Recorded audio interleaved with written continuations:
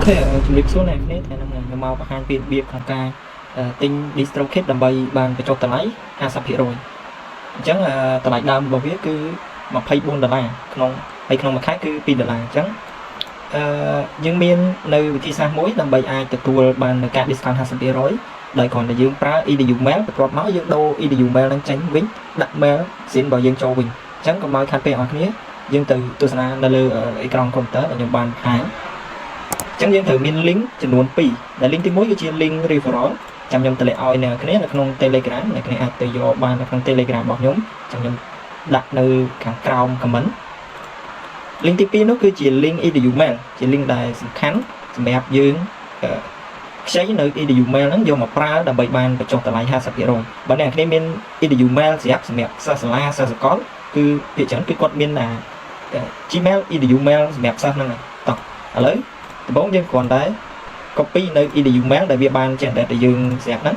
យើងដាក់ចូលមកក្នុងកន្លែង email នេះតបមក password បងប្អូនអ្នកគ្នា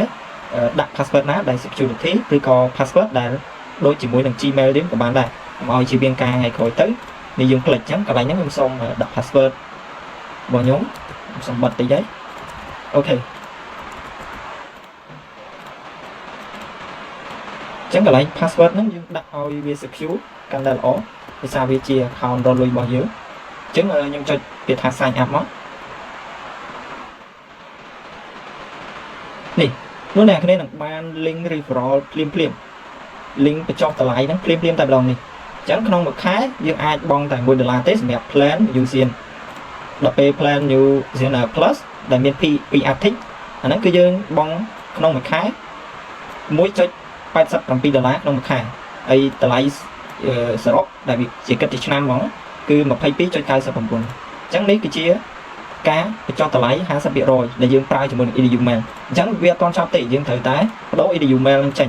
យើងមិនទាន់sign up ឬក៏បង់លុយជាមួយនឹងmail ដែលយើងខ្ចីគេហ្នឹងខ្លាចវាមានបញ្ហាអញ្ចឹងយើងដូរដាក់ mail SIM យើងសិនមកអញ្ចឹងកន្លែងនេះយើងដាក់លេខទូរស័ព្ទរបស់យើងដាក់ Cambodia ធម្មតាមកកន្លែង mail នេះយើងដូរដាក់ mail SIM របស់យើងវិញអញ្ចឹងយើងយក mail SIM យើងដាក់មក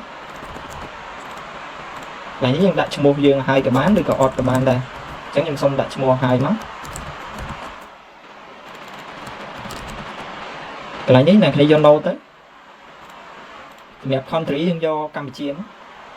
Cambodia ណា Cambodia អូខេនេះ Cambodia តោះមកយើងបំពេញ address តាម requirement នេះឲ្យតែមានកាយហ្នឹងអាហ្នឹងយើងត្រូវតែបំពេញជាដាច់ខាតហ្មងបើអត់បំពេញទេវាឲ្យយើងបន្តក្នុងការបំពេញទៅមុខទេអញ្ចឹងអ្នកគ្នាដាក់តាមទីតាំងដែលអ្នកគ្នារស់នៅទៅហើយកន្លែង password នេះយើងដាក់ password ដែលយើងបាន sign up ជាមួយវាដំបូងដល់ពេលយើង sign up ជាមួយ edu mail ហ្នឹងតោះឥឡូវយើងចុច save មកហើយវានឹងសួរបញ្ជាក់យើងថាយើងចង់ដូរ mail ហ្នឹងប្រកបមែនអត់អញ្ចឹងតែយើងប្រាប់វាទៅអញ្ចឹងបន្ទាប់ពីវាបានដូរយើងហើយយើងនៅមួយតង់ទៀតគឺយើងត្រូវទៅ confirm នៅលើ edu mail យើងចាំវាមកសន្ទុះវានឹងផ្ញើ message មកហើយអូខេយើងចាំវាបន្តិចទៅ refresh វាមួយទៅ